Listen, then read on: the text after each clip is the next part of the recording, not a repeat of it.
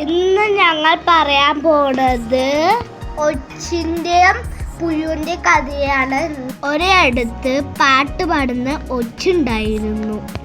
ലാ ലാ ലാ ലാ ലാ. പാട്ട് കേട്ട് പുഴു അങ്ങോട്ട് വന്നു. ഹലോ ചങ്ങാതി, എനിക്ക് വിശക്കുന്നു, എന്തെങ്കിലും കഴിക്കാൻ തരുമോ? പുഴു ചോദിച്ചു. എവിടെയാണ് ഞാൻ വസിക്കുന്നത്? എനിക്ക് ഫ്രൂട്ട്സ് വേണം.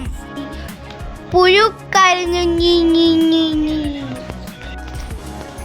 ഒച്ചു പറഞ്ഞു, മുന്തിരിന്റെ തോട്ടം കുറെ ദൂരമുണ്ട്, നമുക്ക് അങ്ങോട്ട് പോവാം.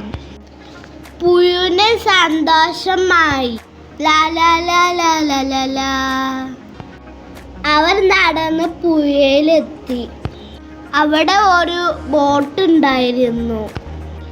അവർ ബോട്ടിൽ കയറി യാത്ര ചെയ്തു. ലാ ലാ ലാ ലാ ലാ ലാ ലാ ലാ. കുറച്ച് കഴിഞ്ഞപ്പോൾ മഴ പെയ്തു, ഇടി വെട്ടി, വെള്ളം പൊന്തി. അവർക്ക് പേടിയായി. ഒരിക്കൽ ബോട്ട് മുങ്ങി. അവർ വെള്ളത്തിൽ വീണു. ഒരുവിധം അവർ കരയിലെത്തി. അവർ നടന്ന് ക്ഷീണിച്ചു. അവസാനം മരുഭൂമിയിലെത്തി. വെള്ളം കിട്ടാതെ അവർ തളർന്നു. പിന്നെ അവർ നടന്നു. അവർക്ക് പ്ലെയിൻ കിട്ടി. അവർക്ക് സന്തോഷമായി. ലാ ലാ ലാ ലാ ലാ ലാ ലാ. അവർ പ്ലെയിനിൽ പറന്നു. പെട്ടെന്ന് അവിടെ മഞ്ഞ് പെയ്തു. അവർ മഞ്ഞിമലയിലെത്തി.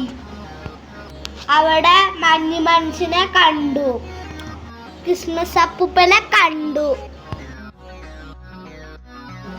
അവർ പറന്ന് മുന്തിരിത്തോട്ടത്തിലെത്തി. അവർ വയറ് നിറച്ച് മുന്തിരി തിന്നു. അവർ സന്തോഷമായി ജീവിച്ചു. കഥ ഇഷ്ടമായാൽ ലൈക്ക് ചെയ്യുക.